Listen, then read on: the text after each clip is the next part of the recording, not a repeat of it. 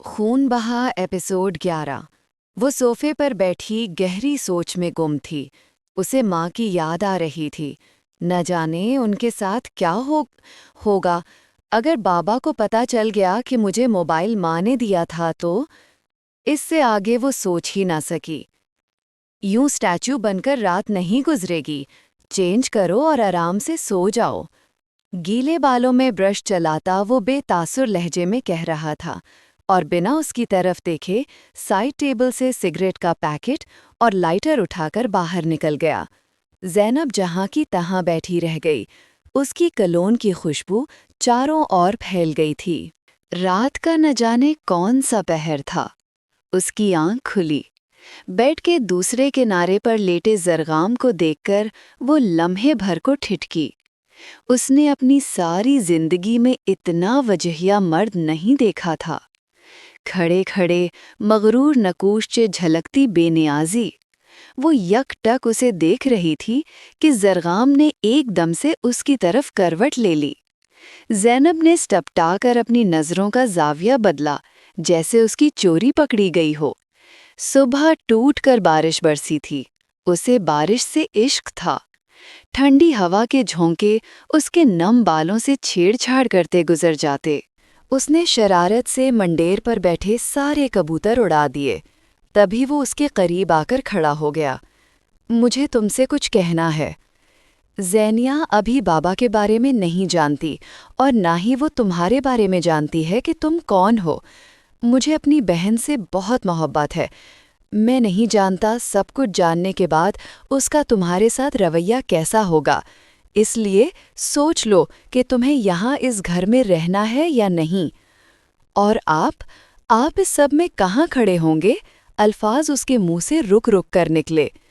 मैं तुम्हें किसी गलत फहमी में नहीं रखना चाहता। अभी वक्त तुम्हारी मुट्ठी में है। वापसी के दरवाजे खुले हैं। जो चाहे फैसला करो। मैं रुकावट नहीं बनूंगा, क्योंकि मुझे ज़बरदस्ती और बेईमानी से नफरत है। एक नज़र उसके पथराए हुए चेहरे पर डालता हुआ वो बाहर निकल गया। तो ज़ैनब सुल्तान, तुम्हारे लिए ज़िंदगी ने ये रास्ता मुंतखब किया है। उसने अपनी ज़िंदगी के सौदो-ज़िया का हिसाब लगाना चाहा। अगर ज़िंदगी से इस शख्स को निकाल दूं तो मुझे सिर्फ खसारा ही खसारा नज़र आता है।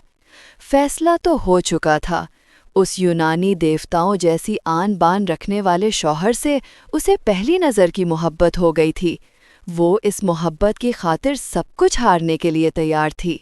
मुझे अब कहीं नहीं जाना, उसने जरगाम को पुकारा, जो जाते जाते अपनी जगह पर बगैर मुड़े उसकी सुनने के लिए रुक गया।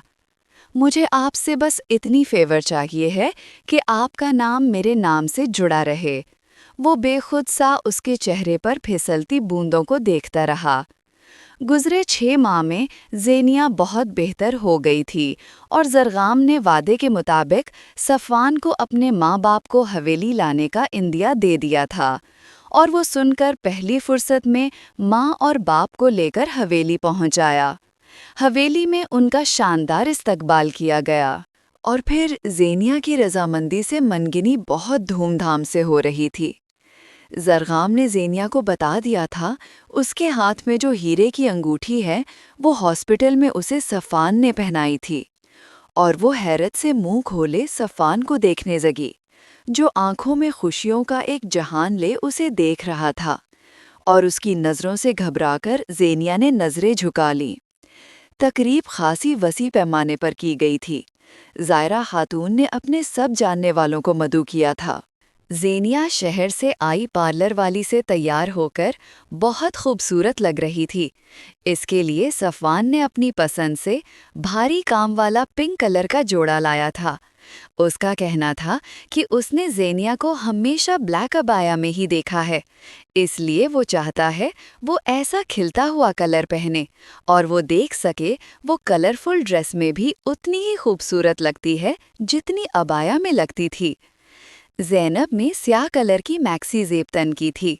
वो पहन तो ग्रीन कलर रही थी, लेकिन जब जरगाम ब्लैक कमीज शलवार पहनकर नीचे आया तो उसने भी सोच लिया, کہ وہ اس کے ہم رنگ ڈریس ہی پہنے گی، اور جب وہ تیار ہو کر نیچے آئی تو زرغام نے جان بوجھ کر نظریں چرا لیں۔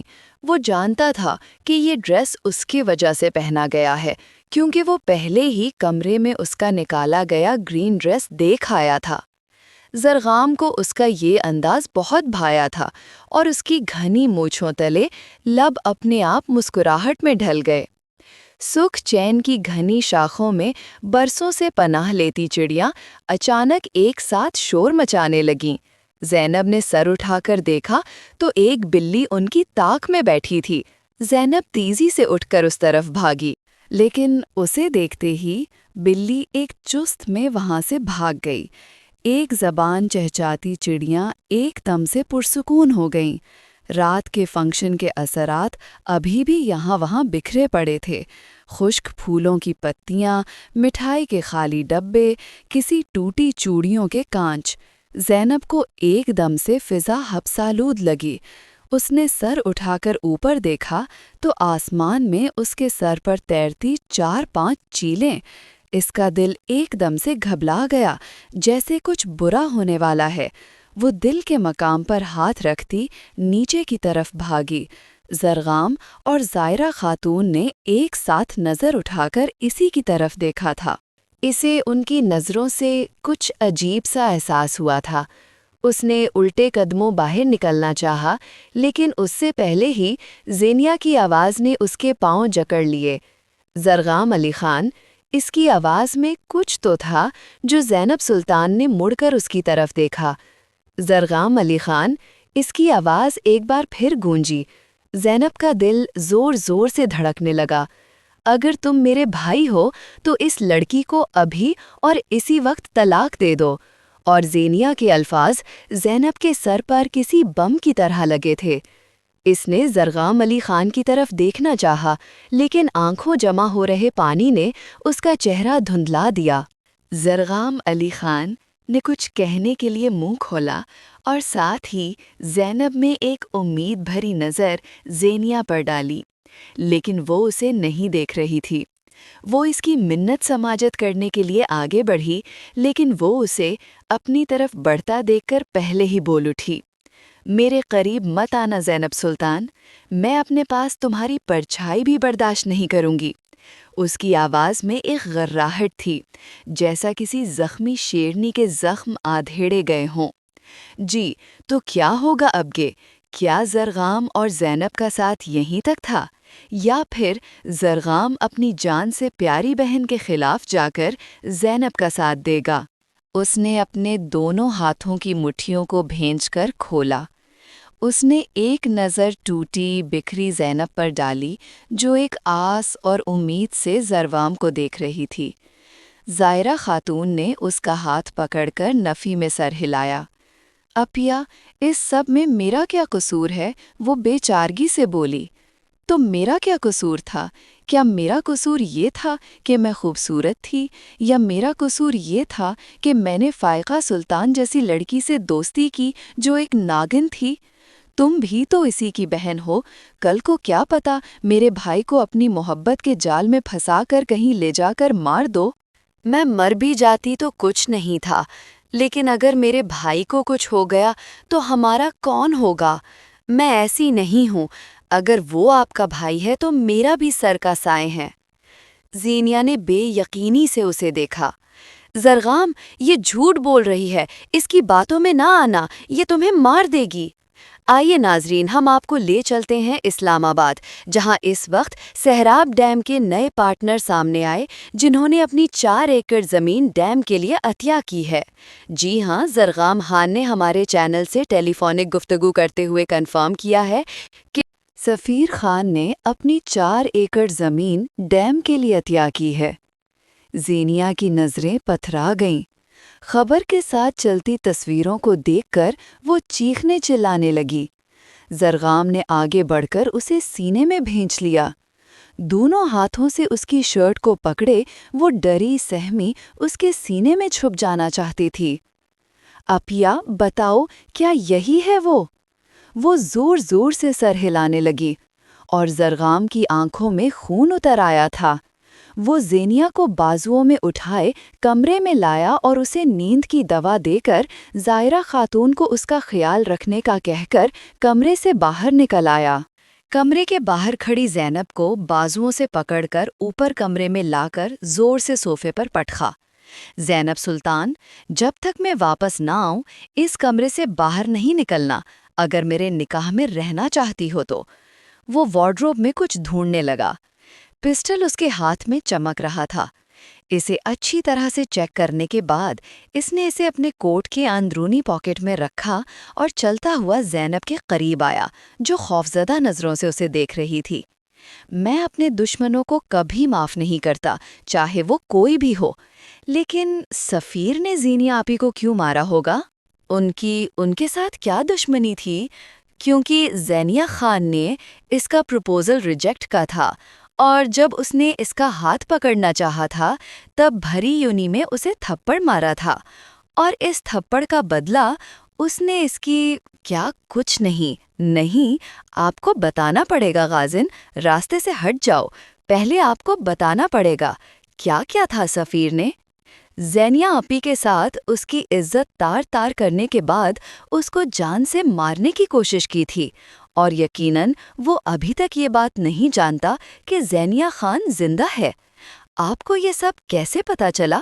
اسے اپنی ہی آواز کسی کھائی سے آتی نظر آئی۔ آج ہی پتا چلا ہے زینیا اس کا نام اور چہرہ بھول چکی تھی، لیکن وہ اتنا جانتی تھی کہ فائقہ سلطان اسے دھوکے سے یونی سے اپنے ساتھ اپنے گھر لے کر گئی تھی، اور پھر وہاں اسے کوئی مشروب پلایا گیا، جس کے بعد اسے کچھ ہوش نہیں رہا، اور اس کے بعد جب وہ ہوش میں آئی تو اس کا کہنا تھا کہ اسے بس دھندلی سی کوئی تصویر اس کے آنکھوں کے آگے لہراتی ہے، لیکن اسے چہرہ واضح یاد نہیں آ رہا۔ اگر آج ٹی وی پر وہ نیوز نہ چلتی تو میں کبھی بھی نہ جان سکتا، اور ہاں، اگر زینیا کی طبیعت خراب نہ ہوتی تو تم بھی ابھی تک میری زندگی سے نکل چکی ہوتی۔ اس کی بات پر وہ پتھرا سی گئی۔ وہ جانے کے لیے مڑا تو وہ بھاگتی ہوئی اس کے سینے سے جا لگی۔ زرغام علی خان، میں ہمیشہ آپ کی وفادار رہوں گی۔ آپ چاہیں تو دوسری شادی کر لیں، لیکن میرے نام سے اپنا نام جدا نہ کیجیے گا، میں مر جاؤں گی۔ اس کی بات پر زرغام علی خان نے آنکھیں میچ لیں اور نرمی سے اسے خود سے الگ کرتا ہوا وہاں سے نکلتا چلا گیا۔ پیچھے زینب سلطان کو روتے گڑ گڑاتے چھوڑ گیا۔ گاڑی کے پاس پہنچ کر اسے اپنی کلائی پر جلن سی محسوس ہوئی۔ زینب کو الگ کرتے ہوئے اس کے ناخنوں سے اس کی کلائی پہ کھروچ آئی تھی۔ زرغام علی خان کی بائیں آنکھ سے ایک آنسو نکل کر اس کی بیئرڈ میں کہیں گم ہو گیا تھا۔ اس نے اپنی کلائی پر لب رکھے اور بے دردی سے اپنی آنکھیں مسلیں، جو شدت ضبط سے سرخ انگارہ ہو رہی تھیں۔ فائقہ سلطان کے شوہر نے اولاد نہ ہونے کی وجہ سے دوسری شادی کر لی تھی۔ وہ فائقہ سے بہت محبت کرتا تھا، لیکن ماں باپ کا کلوتا ہونے کی وجہ سے وہ ماں کے آگے مجبور ہو گیا اور اپنی ایک یتیم کزن سے شادی کر لی جو بچپن سے اس سے منسوب تھی۔ لیکن چونکہ عفان کو فائقہ پسند آ گئی تھی، اس لیے اس نے اپنے ماں باپ کو ناراض کر کے فائقہ کو اپنایا تھا۔ فائقہ کے لیے یہ خبر کسی دہشت سے کم نہ تھی۔ وہ دردانہ بیگم کے گھر تھی جب اسے عفان کے نکاح کی بابت پتہ چلا۔ وہ ریش ڈرائیونگ کرتی ہوئی گھر پہنچنا چاہتی تھی، لیکن اللہ کو کچھ اور ہی منظور تھا۔ اسے کسی مظلوم کی آہ لگ گئی تھی۔ راستے میں اس کی گاڑی ایک تیز رفتار ٹرک سے ٹکرا گئی اور ہوش و خرد سے بیگانہ ہو گئی۔ جس وقت وہ دوبارہ ہوش میں آئی تو عفان اس کے پاس موجود تھا، لیکن وہ اپنی دونوں ٹانگیں کھو چکی تھی۔ اپنی یہ حالت دیکھ کر وہ چیخنے چلانے لگی۔ ڈاکٹر نے اسے سکون کا انجیکشن لگایا اور وہ گہری نیند میں چلی گئی۔ زرغام جس وقت اسلام آباد پہنچا، رات گہری ہو رہی تھی۔ موسم ابرآلود ہو رہا تھا، کالے بادلوں نے آسمان کو ڈھک رکھا تھا۔ زرغام کے موبائل پر رنگ ہوئی۔ اس نے کال ریسیو کی تو دوسری طرف اس کا بہترین دوست فاران تھا۔ زرغام، سفیر خان اس وقت اسلام آباد میں نہیں ہے، وہ مری میں اپنے کاٹیج میں گیا ہوا ہے۔ اور کون ہے اس کے ساتھ؟ کوئی لڑکی ہے اس کے ساتھ، شاید کوئی کال گرل ہے۔ Okay thank you. اس نے کال کٹ کر کے موبائل ڈیش بورڈ پر ڈالا، گاڑی کا رخ مری کی طرف موڑ دیا۔ شدید دھند، تیز بارش اور اولوں کے درمیان وہ تیز رفتاری سے گاڑی چلا رہا تھا۔ انتقام کی آگ انسان کو پاگل بنا دیتی ہے۔ وہ 5 گھنٹے کا سفر طے کر کے اسلام آباد پہنچا تھا۔ اب اسے مری پہنچنے کے لیے مزید 1 گھنٹہ اور ڈرائیو کرنی تھی۔ وہ سگریٹ پہ سگریٹ پھونک رہا تھا۔ کافی رات ہونے کی وجہ سے اس وقت روڈ خالی تھی۔ وہ جس وقت مری پہنچا وہاں برف باری شروع ہو چکی تھی۔ سردیوں کی کالی راتیں تھیں، آسمان بادلوں سے ڈھکا ہوا تھا، چاند بھی کہیں بادلوں کی اوٹ میں چھپا بیٹھا تھا۔ ہر طرف برف کی سفید چادر بچھی ہوئی تھی۔ اس نے اپنی گاڑی کاٹیج سے کافی پہلے ہی پارک کی اور ماسک سے چہرہ ڈھک لیا۔ وہ بہت احتیاط سے آگے بڑھ رہا تھا۔ وہ کاٹیج کے سامنے سے ہوتا ہوا ایک لمبا چکر کاٹ کر اس کے عقبی حصے میں پہنچا، جہاں 5 فٹ کی ایک ایلومینیم کی ونڈو تھی۔ اس نے پاس پڑا ایک پتھر اٹھایا اور شیشے پر دے مارا، جس سے رات کے گہرے سناٹے میں شور پیدا ہوا۔ لیکن یہ صرف چند لمحوں کے لیے تھا۔ وہ کانچ ہٹاتا ہوا اندر داخل ہوا اور سامنے کمرے کے کھلے دروازے سے اسے سفیر نیم برہنہ حالت میں بیڈ پر پڑا نظر آیا۔ وہ گاڑی سے اپنے ساتھ رسی بھی لایا تھا۔ شراب کے نشے میں ڈوبا وہ ہوش و خرد سے بیگانہ تھا۔ زرغام علی خان نے اسے اٹھا کر کندھے پر ڈالا اور لا کر دوسرے کمرے میں موجود ایک کرسی کے ساتھ اسے باندھ دیا۔ اس کا نشہ دور کرنے کے لیے پہلے اسے پانی میں لیمو ڈال کر اس کے منہ میں انڈینا، جس کے جواب میں اس کے منہ سے مغلظات کا ایک طوفان نکلا تھا۔ زرغام علی خان کا ہاتھ اٹھا اور اس کے چہرے پر نشان چھوڑ گیا۔ اس نے مری کی یخ بستہ سردی میں پانی کی بالٹی بھر کر اس کے اوپر انڈیلی تو وہ ہوش کی دنیا میں لوٹ آیا۔ زرغام نے ایک چیئر گھسیٹ کر اس کے سامنے رکھی اور موبائل سے ذہنیہ کی تصویر نکال کر اس کے سامنے کی۔ اس لڑکی کو جانتے ہو؟ اس نے نفی میں سر ہلایا۔ زرغام نے پاکٹ میں سے ایک چاقو نکالا اور اس کی آنکھوں کے سامنے لہرایا۔ ہاں، جانتا ہوں، وہ کسی رٹے رٹائے طوطا کی طرح بولا۔ ٹھیک ہے، پھر انجام کے لیے بھی تیار ہو جاؤ۔ پلیز مجھے معاف کر دو، میں تمہارے پاؤں پڑتا ہوں۔ زرغام نے ایک زوردار کہکا لگایا۔ معافی؟ ایسا تو سوچنا بھی مت۔ تم ہو کون؟ میں تمہاری موت ہوں۔ مرنے سے پہلے اپنی موت کا چہرہ دیکھنا چاہو گے؟ اس نے مکینکی انداز میں سر اس بات میں ہلایا۔